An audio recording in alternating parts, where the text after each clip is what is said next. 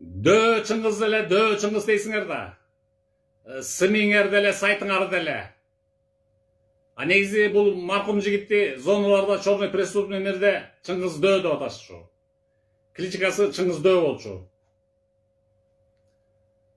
Анан бул маркум жигит узун сакал коюп, мурутун алып салып, тасырлардай жүрөт экен. 5 мал намаз окучу. 2015-2014 жылы вор в законе Камчы Көлбаев бул жигитти Жалал Абад зонасына положенец кылып дайындайт. Положенец деген вольный түшүнүкүнөн алганда бул ошо чорнойлордун королу да.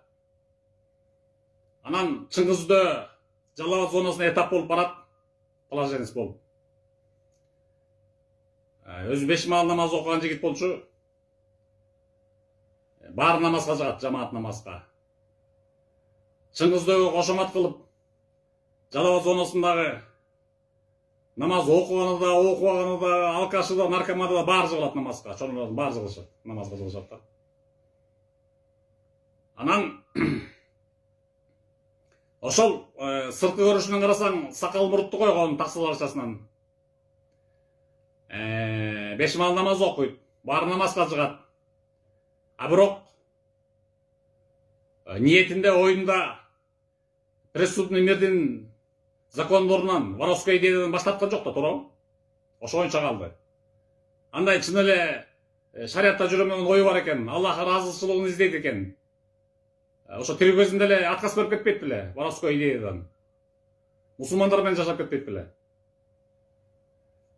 Ошон үчүн адам сырткы кебедесинен көрүшү мүмкүн. Сакал мурут коюп, сүнөт кийинип, 5 мал намаз окуп, амалдарды кылып. А бирок Алла Таала айткан, жүрөгүңдө ниетиңе карайм деген. Ниетиңе карайм, оюңа карайм, анан амалдарыңа карайм деген.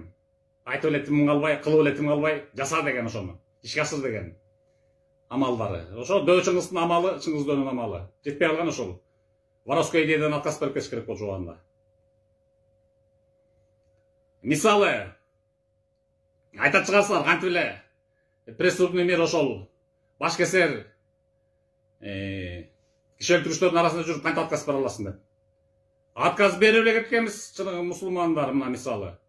2016 жылы декабрь айында 27 зонада мушташып айтып берип атпайм ар видеомда деле почти. Ошол жерге